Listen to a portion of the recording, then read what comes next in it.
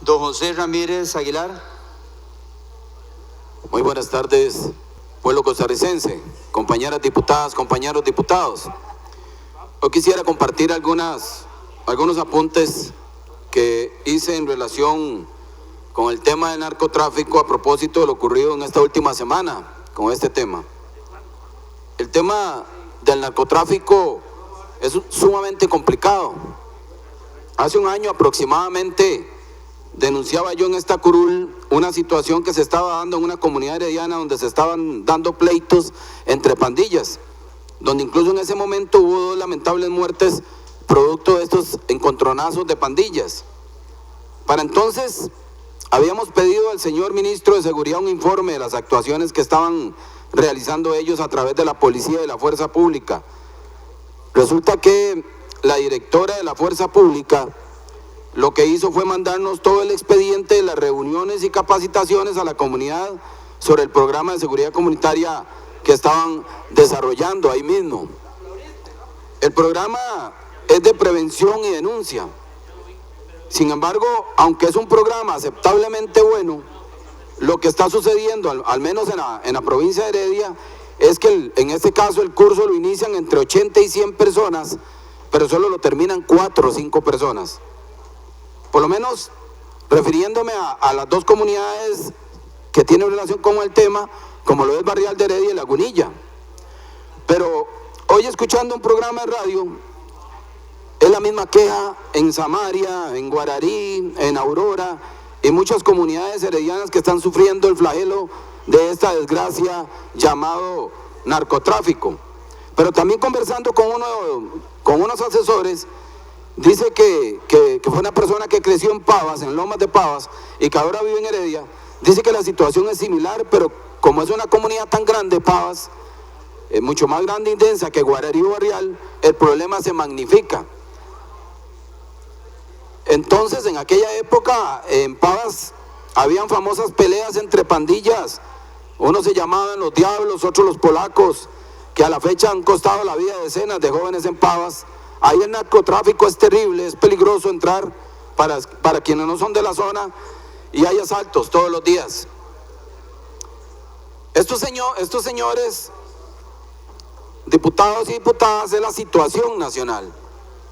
Entonces, cuando a mí me dicen, por ejemplo, escuchando al señor periodista de Teletica Canal 7, que por falta de una nave aérea estadounidense pasaremos un fin de semana reinado por el narcotráfico, yo me pregunto si se trata de una broma, o si es para hacer rating, o si es parte de la agenda política que tiene ese medio de comunicación.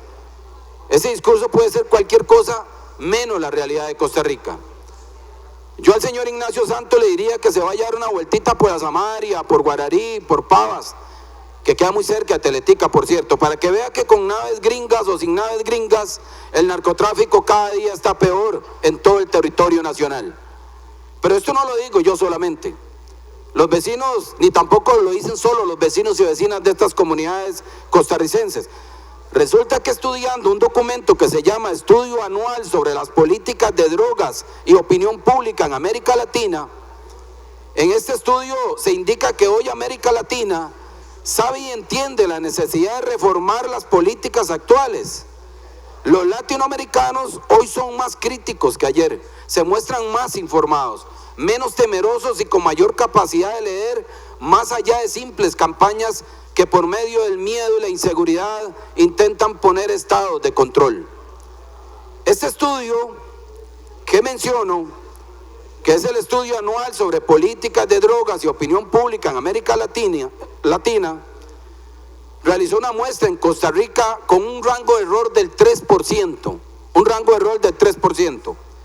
Y acá tengo unos datos sobre percepción de las drogas. Resulta que, según el 86% de los encuestados ticos, dice que el narcotráfico ha aumentado en los últimos 5 años. Pero hay otra que enciende las alarmas.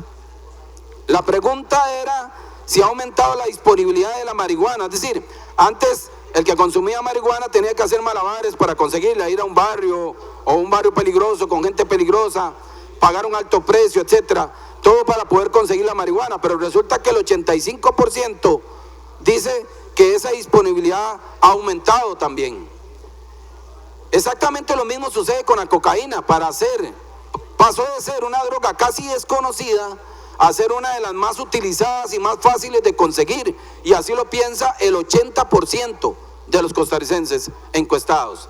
Pero la mayor jalada de orejas, por decirlo de alguna manera, que nos dan los costarricenses y las costarricenses es en el tema de evaluación de la política de drogas. Resulta que el 91% de los ticos considera las drogas como un problema, ya sea de salud pública o de seguridad ciudadana, pero un problema al final.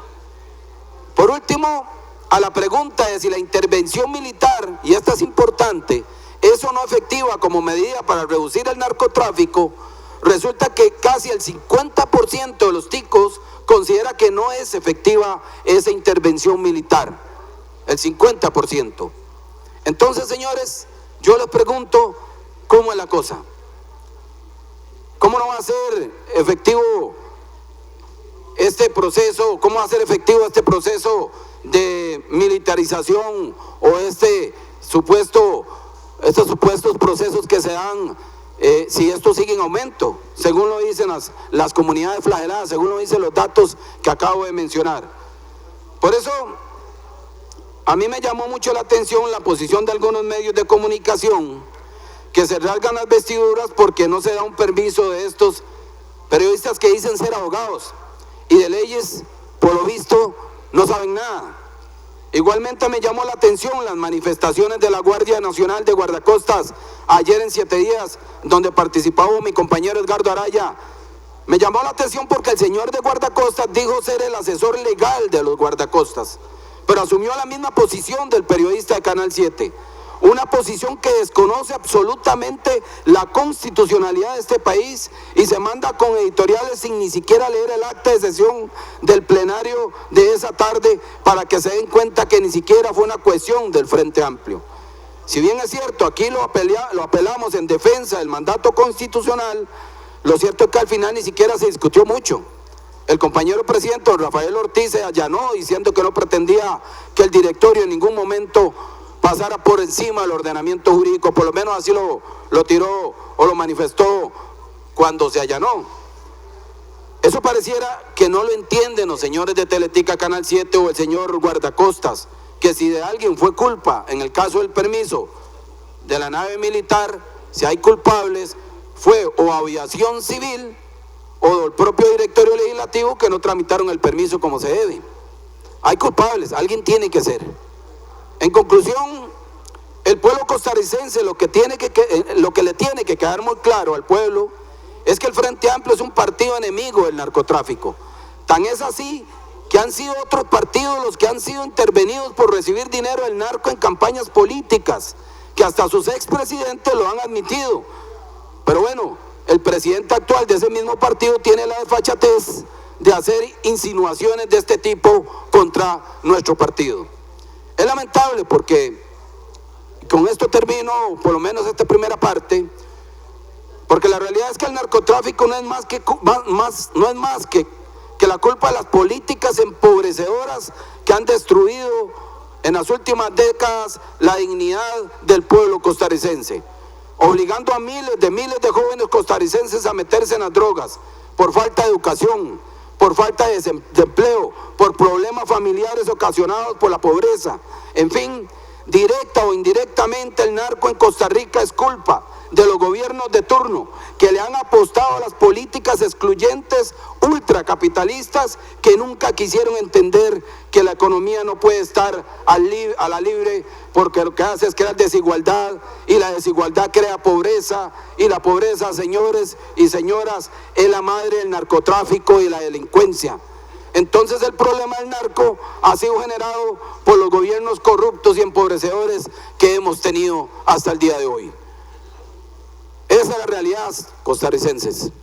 Pero aquí hay que hablar con datos también y no llegar con campañas tergiversadas, engañando al pueblo, aprovechando esos medios que el mismo pueblo le da la oportunidad de tener algunos empresarios en este país.